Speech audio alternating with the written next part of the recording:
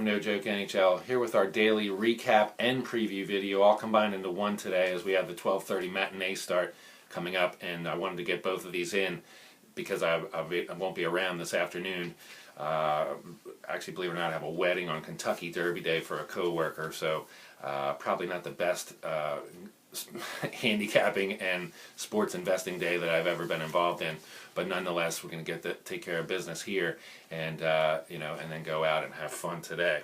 So the recap: last night we had, for game number one, we had the New York Islanders beating the Pittsburgh Penguins to even the series at 1-1, 4-3.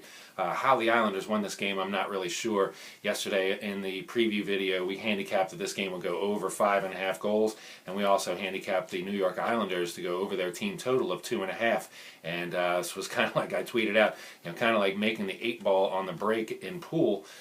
Basically, the Islanders' third goal, which put that over their team total, tied the game at 3, which put us over the 5.5. So in one goal, we basically cashed both tickets, and all that in the second period. So definitely worked out exactly the way I planned it, and those are the kind of games you like to get. So we're actually almost all the way back, 2-0 last night for 2.1 units, and that brings us almost all the way back. Now we're 5-9 with minus a half a unit for this. So sitting in some great spots, and we also have a couple series plays that are looking really solid. Blues up 2-0 going out to Los Angeles tonight, and so we have those going on. So it's going to look like hopefully a profitable first round again for us.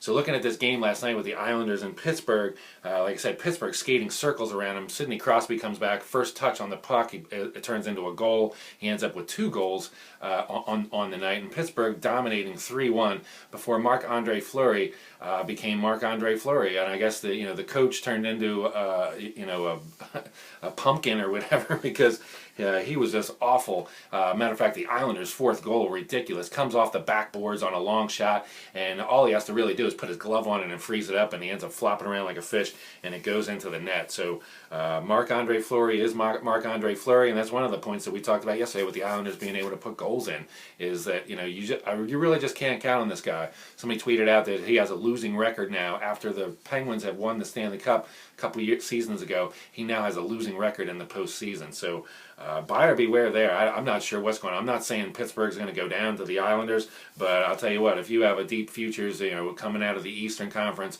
or winning the Stanley Cup, you're really on shaky ground as far as I'm concerned with that. So the Islanders, 42 shots on goal to 33 for Pittsburgh.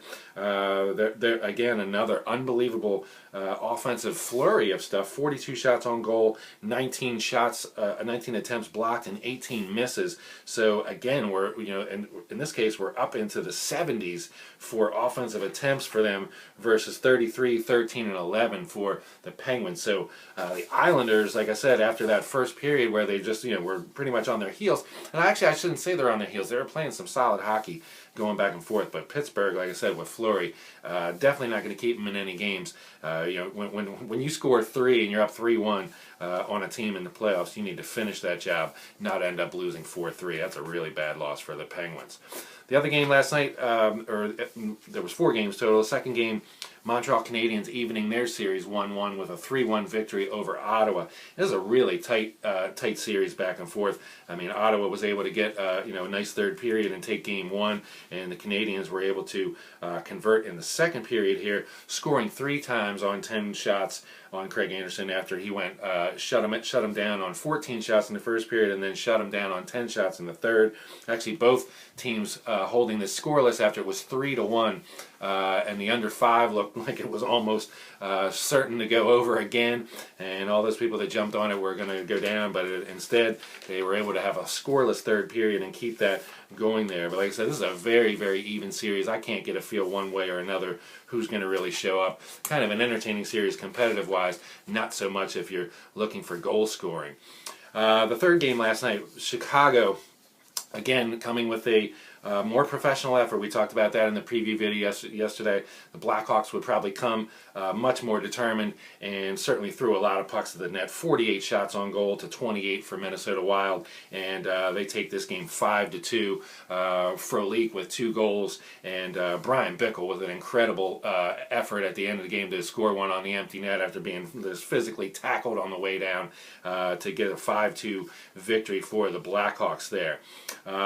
Basically, one of Frolik's goals was a shorthanded goal, the first shorthanded goal given up by the Wild all season, so that probably certainly had them down in the dumps a little bit from that.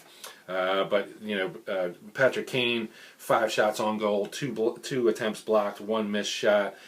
Brandon Saad, 4 shots on goal. Jonathan Taves, Brandon Saad, 7 shots on goal. Victor Stahlberg, 4 shots on goal. Taves with 2 shots on goal. And Patrick Sharp, 8 shots on goal. So, like I said, the Blackhawks were definitely playing their game, and this is their series, easily to win or lose. Minnesota had a chance in Game 1 to take a game from the Blackhawks, but I don't see that happening at this point right now. I think the Blackhawks will professionally finish this off in due time. Final game on the card last night, the Sharks winning 3-2 at Vancouver to take a commanding 2-0 lead on this. And we talked about the Sharks being in the driver's seat from the way the Canucks looked in Game 1, and they certainly looked that way in the first period last night as well, as the Sharks outshot them 10-4 and took a 1-0 lead going into the second period. The Canucks did come out strong and firing for the next two periods basically, and the Sharks, they put 2 goals on the board, and the Sharks were fortunate to get their tying goal with 19:04 at 19:04, with 56 seconds left in the third period to force overtime, and then they were able to get the overtime winner 5.5 minutes into that overtime period. Very even stats for these teams as far as shots on goal and attempts. Really the biggest shot producers for the Canucks. We have Jason Garrison with 6 shots, Alexander Burrows with 5, and Ryan Kessler, who had the 2 goals for the Canucks, with 5 shots attempts as well. So this, like I said, the Sharks seem to be in the driver's seat in this series here, and going back to San Jose for games 3 and 4. Moving on to today, we have the Capitals hosting the New York Rangers at the Verizon Center, 12:30 matinee Eastern on NBC. Price is very similar to the Game 1. Capitals a -130 favorite. Comeback on the Rangers at +110, +115, depending on where you're shopping. And like I said, this is going to be a very tight series here and a tight affair. And so I can't really fault anybody taking either one of these teams. Of course, I'm invested in the Capitals to advance not only in this series, but also to come out of the East and the Stanley Cup with some very nice, generous numbers bought earlier in the season. So, in all honesty, I'm probably going to sit and just watch this game.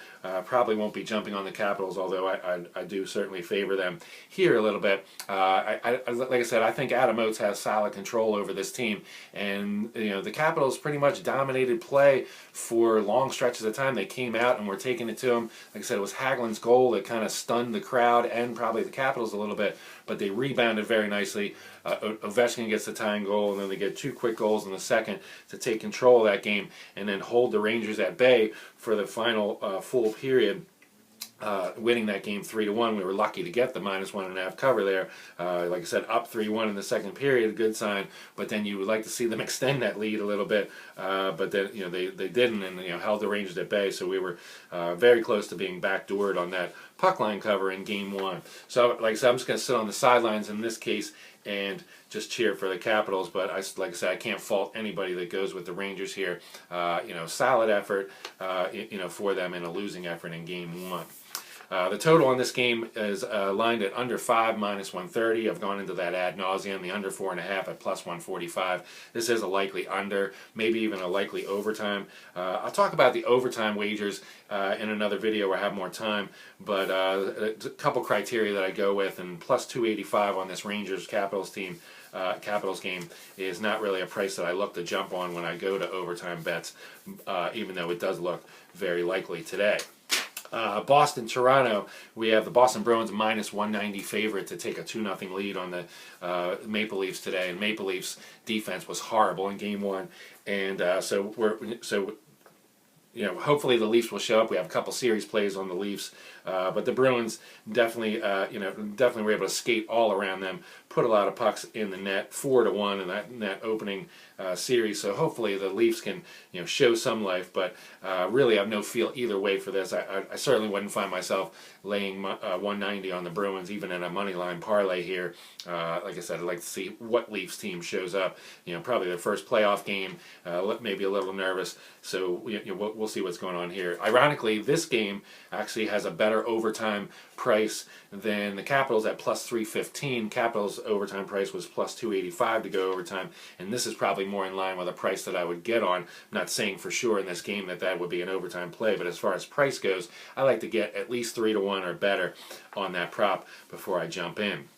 Anaheim Ducks at the Detroit Red Wings tonight at 7:35, and the Red Wings a minus 135 favorite on home ice to take a commanding 2-1 lead in their series, with the Ducks come back plus 115. Of course, the Red Wings winning in overtime after coughing up a 3-goal lead in the third period the other night in Anaheim. So it'll be interesting to see how these teams start out. Maybe the Ducks come out with a urgent sense of vigor here and take it to the Red Wings. Although the Red Wings at home, this is the place where they shine, at least better than on the road. So should be an interesting matchup. I kind of still like the Ducks. I have a Ducks series play, and I certainly wouldn't count them out, even though that was a bad way to lose. After coming all the way back, but that happens a lot. You expend a lot of energy to make the comeback, and then you kind of get a sense of relief, and then basically the Wings were able, on the power play in the first 2 minutes of the overtime, and were able to convert. And so definitely a disappointing loss for the Ducks, but they have to pat themselves on the back that they're able to control play and even force the overtime. Finally, we have the St. Louis Blues taking on the Los Angeles Kings in Los Angeles. I jumped on this line last night when it was Kings minus 160 at home and plus 140 on the Blues. I got them at plus 145 on the reduced. I'm probably not going to buy back in. It's now currently minus 150 on the Kings, plus 130 on the Blues.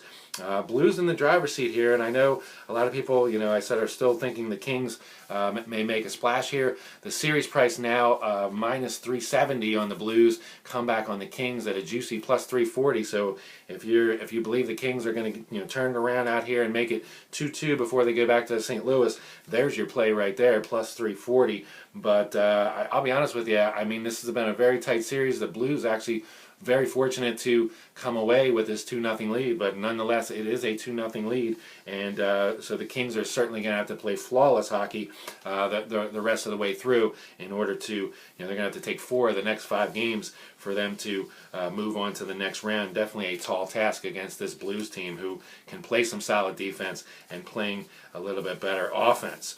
So that brings us to the end of today's report. And like I said, normally what I'm going to do is do a recap video separate from the preview. But like I said, with these weekend games, with the matinee starts and things like that, and my hectic schedule today, this is the way we're going to have to do it today. But so the plays, I'm going to tweet out the plays. Like I said, I'm not going to be on the Capitals in any way. Like I said, I'm just going to sit back and enjoy my series plays and watch it with interest.